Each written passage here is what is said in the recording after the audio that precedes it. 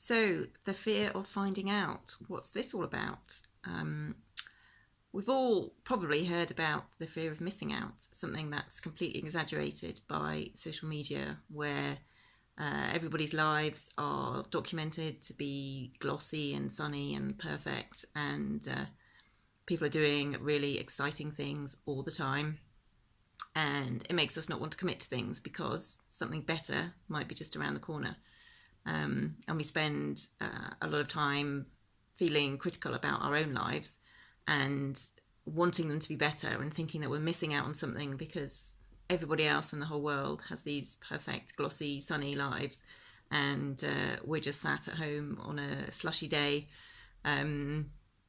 watching TV, and that doesn't seem so exciting to us compared to what we think everyone else is doing. It's not a good thing. It's not real either. So let's not worry about it too much and focus on all the good things that we do have in our lives going on. But the fear of finding out is something I was talking about the other day with someone, and it's actually being investigated in response and in relation to finding out about medical issues and how people have a psychological fear of finding out and seeking medical attention for anything that they're worried about.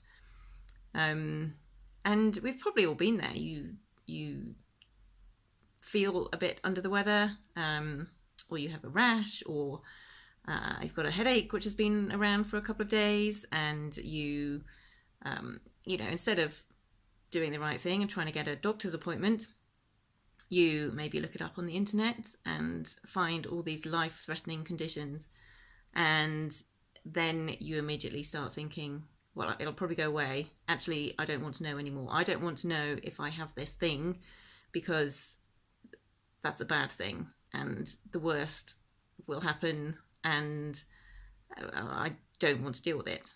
In part, that's completely understandable. But in reality, if you find out what it is that is or isn't wrong with you, you can then seek appropriate treatment and hopefully get better from it. Again, there's a logical thinking behind it that our brains don't quite grip onto, and we immediately latch onto the worst case scenarios, and therefore we don't want to go down that path of irreversible change. So we just end up not finding out, but having some low level of worry for quite a long time, which we could easily put to rest if we just found out, firstly, if there was something wrong with us, and secondly, what that thing is. And it struck me that this is comparable to making changes in our lives, even positive changes. We spend our time thinking, oh, I'd really like to do that. Oh, I think I'd quite like to try that. I'm pretty sure I'd be good at that. But we then don't take the next step to find out if we actually do like what it is, or if we are good at it. And there's probably a bit of a fear about it, about finding out that maybe we don't like what we think we had. What does that mean? Or finding out that we really do like doing something new, being something different, and then the consequences of that. So we end up saying, no, I'm sure everything's just fine. I'll just carry on doing what I'm doing and it'll be fine. But actually, there's a low level of, maybe not worry, but of thinking and energy that is somewhere inside us and keeps reminding us that actually we really do want to try something. But we get stuck in our heads. We get stuck putting up barriers that we'll be no good at it, that it'll be too expensive, that it's not for people like us.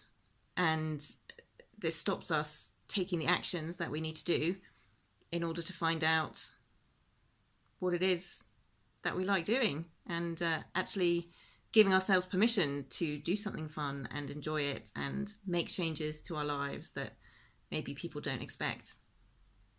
So what can we do about this? Obviously, we can carry on ignoring it and telling everyone everything is just fine until maybe we snap one day and then go and do something crazy.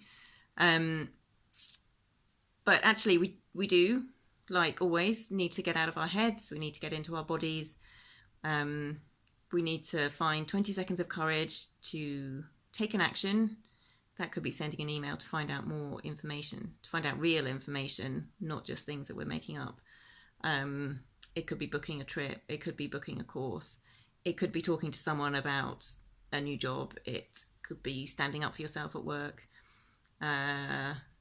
Whatever it is, you need to do that. So maybe you need to start thinking about things, but take yourself out for a walk and just see how your body feels when it's away from all the normal day-to-day activities, everything that keeps you in that box, in that role that you are describing for yourself. Takes you out of that. See how you feel, listen to your gut, and then as soon as you get home, take that action, take a deep breath, and do that thing, and see where it gets you. I'm pretty sure it will be to a good place. So go, do your dreams.